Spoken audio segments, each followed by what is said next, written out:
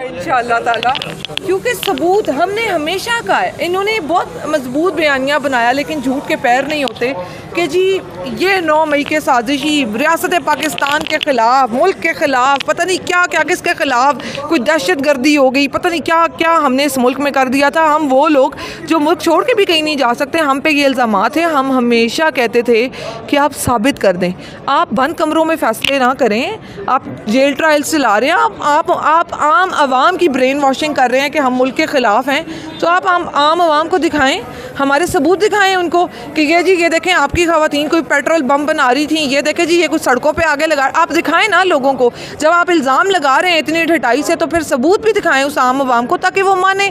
तो जब सबूत ही नहीं है तो फिर वही बात है, आप कब तक इस चीज़ को घसीटेंगे। अगर आप सुप्रीम कोर्ट से भी गलत फ़ैसला देंगे तो ये सब तारीख में नोट होता है, हमें भी तारीख याद रखेगी और इन्हें भी तारीख याद रखेगी। एक साइफर केस में जो है वो खान साहब को कहा गया कि सज़ाए मौत हो सकती है, सब कुछ, वो भी केस यहीं से जो है वो उड़ा था, उसकी ज़मानत मिली थी। आज 9 मई को एक साजिश का नाम दिया गया था कि एक साजिश हुई है जी, मुल्क के ख़िलाफ़ जो है इमरान खान ने साजिश की है, और आज उस केस का भी धड़न तख्ता जो है वो सुप्रीम कोर्ट से हुआ है। तो ये बताएं कि ये जो 9 मई के जो बाकी मुल्ज़मान हैं जो पकड़े हुए हैं, उनके ऊपर इसका क्या असर हो सकता है? देखिए 9 मई साजिश ही जब ख़त्म हो जाती है तो फिर ज़ाहिर है हर एक के केस पे इसका इफ़ेक्ट आएगा, हर एक को इंशाल्लाह इस पे रियायत मिलनी चाहिए। ये इनसे कोई खैरात नहीं मांग रहे हम, ना ये हम पे कोई एहसान करेंगे। ये हमने हमेशा कहा कि सबूत दें आपने हम पे इल्ज़ाम लगाया रियासत ने।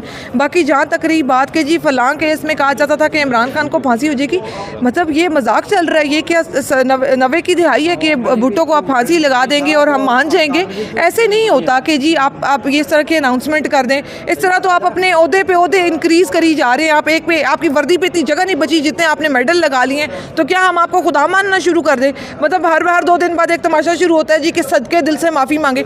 आपसे सदके दिल की किस चीज़ की माफ़ी मांगे? आपने इल्ज़ाम लगाया, आप सदके दिल से आप माफ़ी मांगे कि आपने इल्ज़ाम लगाया। तो ये इस तरह नहीं चीज़ें चलती, पहले ये सबूत प्रोवाइड करें हमें। जी, पहले सबूत कंप्रोमाइज़ होने की क्या वजह हो सकती है नवाज शरीफ की? हाँ, कंप्रोमाइज़ होने की मियां साहब अच्छे आदमी हैं, मुकम्मल नहीं।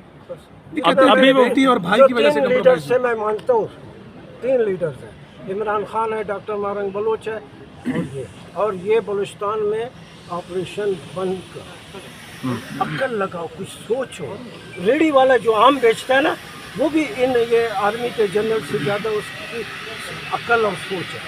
जब एक PhD लेवल का प्रोफेसर, PhD का किया हुआ डॉक्टर प्रोफेसर, अगर वो DLA के लिए बकौल इनके ये कहते हैं, मैं तो उस शरीफ आदमी प्रोफेसर को जानता भी, अगर ये कहते हैं तो BLA के लिए काम करता है, तो इसका मतलब बलूचिस्तान में फिर पानी बहुत हद से गुजर।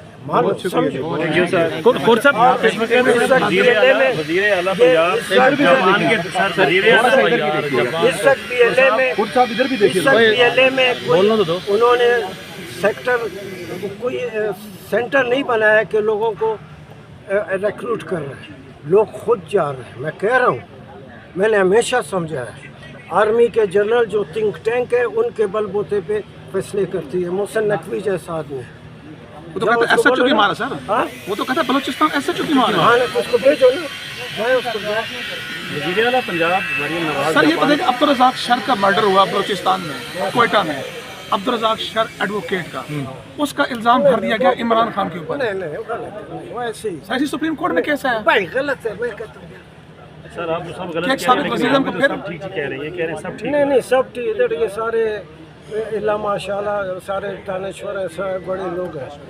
इन्हीं लोगों ने तो मुल्क तबाह कर दिया। कल ने प्रोसिक्यूटर की तबीयत खराब होगी, आज जज बीमार हो गए। पाकिस्तान का मुस्तकबिल क्या देख रहे हैं? वे आउट क्या है? अगर इनका रास्ता नहीं निकाला, इमरान खान से जाके मिन्नतें करें, उसके मिन्नतें तरले करें, उसके घुटने पकड़े कि आओ इस मुल्क को बचाओ। मैं नहीं हूँ उसकी पार्टी का और मैं जाऊँगा भी नहीं। ये नहीं कि कल वो आ गया तो मैं जाके खड़ा हो जाऊँगा।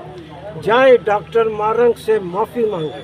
अब भी सुबह शाम कोयटा जेल में वो झूठे केसेस में उसमें कहते हैं, अब भी उससे जो है ये सारे एजेंसी वाले जाकर मिन्नतजारी करते हैं उससे। उनको बोलो नहीं, और ये रफ़ीक, ये मजदूर पश्तीन, ये 3 आदमी आपके मुल्क को बचा सर सकते ये हैं। माएँ बहनें एक 35 दिन हो गए बैठी हैं प्रेस क्लब के पास, एक बंदा भी नहीं किया। तो हाँ ना, तो कितने जाए। मैंने उस दिन कहा था, उसी दिन डॉक्टर मारंग इधर आकर बैठी, मैं दो दफ़ा इस्लामाबाद आया भी और मैं जा भी सकता था, मगर मैं खुद नहीं गया। मैंने कहा ठीक है, एक नई लीडरशिप है बलूचिस्तान में बढ़ रही है, उसको किसी शेल्टर की ज़रूरत नहीं, किसी वो नहीं है, मैं नहीं गया। आज भी ये नादिया बैठी हुई है, तो इसमें नहीं, ये एक नई लीडरशिप उभर गई है। मैं कहता हूँ सदियों के बाद, सेंचुरीज के बाद पहली दफ़ा डॉक्टर मारंग बलूचिस्तान में वो लीडर है जिसके खिलाफ एक आदमी भी नहीं है। यह मुआवरतन मैं नहीं कहता हूँ, हकीकत कहता हूँ। अगर सरफराज बुगटी को भी कहे, अगर दिल पे हाथ, अपने दिल पे हाथ रखे कहे कि मारंग लीडर है या नहीं। अच्छा सर, और सब इस वक्त जमहूरियत से मुतमईन है पाकिस्तान में? जमहूरियत इस वक्त चल रही है, वोट को इज्जत दे दी है लोगों ने तो दी है 8 फरवरी को। ये जो इस वक्त 8 फरवरी का इलेक्शन तक बहुत अरसे के बाद, 1970 के बाद 8 फरवरी वाला इलेक्शन बल्कि बहुत अच्छे अल्फाज में 8 फरवरी वाला इलेक्शन 1970 के इलेक्शन से भी ज़्यादा क्वालिटी में आला वाला। मतलब कि ये नून लीग ठीक हुकूमत में आ गई है, तो उसने जो सीटें हासिल की हैं वो ठीक है। मशवरा देना चाह रहे हैं। Thank you sir. Thank you so